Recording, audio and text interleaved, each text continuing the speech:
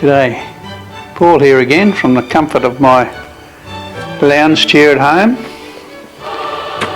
And we've been looking at the book of Isaiah, and we discovered that chapters 40 to 66 tell us a lot about what is happening in the New Testament. It's also interesting that Handel, his inspired Messiah, was written with most of the lyrics coming from this book, the book of Isaiah. And from verse 1 of chapter 40 it says, "Comfort, comfort my people, says your God." And that's why I'm sitting in the comfort of this lounge chair today. I've had an injury to my wrist, and it's been difficult to hold the Bible in other places, so we made this little book stand that sits in my lounge. And so today we're reading from that. "But I know that the steps of a good man are ordered by the Lord, and though he stumble, though he fall," which is what I did here, "he shall not be cast down, for the Lord upholds him with his hand.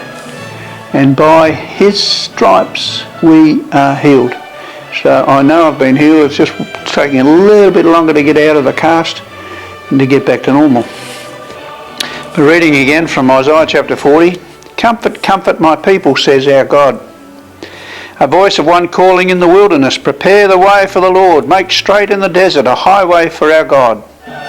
Every valley shall be raised up, every mountain and hill made low. The rough ground shall become level, and the rugged places shall become plain.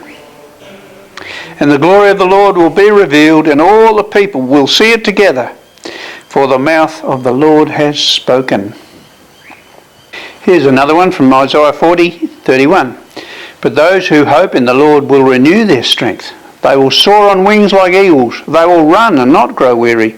They will walk and not be faint." How about this? He names the king of Persia who will rebuild Jerusalem 200 years before it happens. That is truly hearing from God. In Isaiah 44 verse 28 he says, "Who says of Cyrus, he is my shepherd and will accomplish all that I please?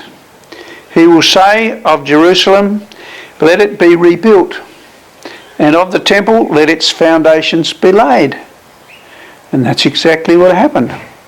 Cyrus, the king of Persia, came 200 years later and rebuilt the walls of Jerusalem, or provided the materials for it. Here we are, Isaiah 52 verse 7. "How beautiful on the mountains are the feet of those who bring good news, who proclaim peace, who bring good tidings, who proclaim salvation, who say to Zion, your God reigns." How lovely are the feet of those who bring us good news. In Isaiah 53 he prophesies about Jesus being crucified. From verse 3, "He was despised and rejected by mankind, a man of suffering and familiar with pain. Like one from whom people hide their faces, he was despised, and we held him in low esteem. Surely he took up our pain and bore our suffering, yet we considered him punished by God, stricken by him and afflicted. But he was pierced for our transgressions, he was crushed for our iniquities. The punishment that brought us peace was on him, and by his wounds we are healed." Yes, we are healed. "We all like sheep have gone astray, each of us has turned to our own way, and the Lord has laid on him the iniquity of us all." And the invitation to the thirsty, Isaiah 55.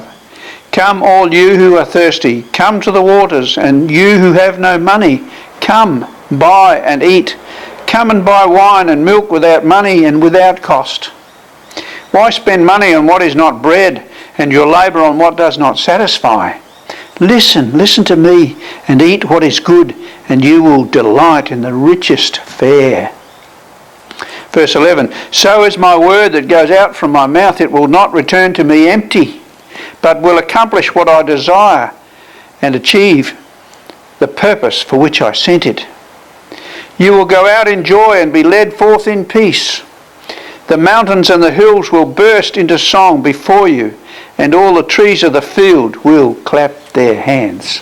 Oh, beautiful words from the book of Isaiah. How about this from Isaiah 60 verse 1? Arise and shine, for your light has come, and the glory of the Lord rises upon you.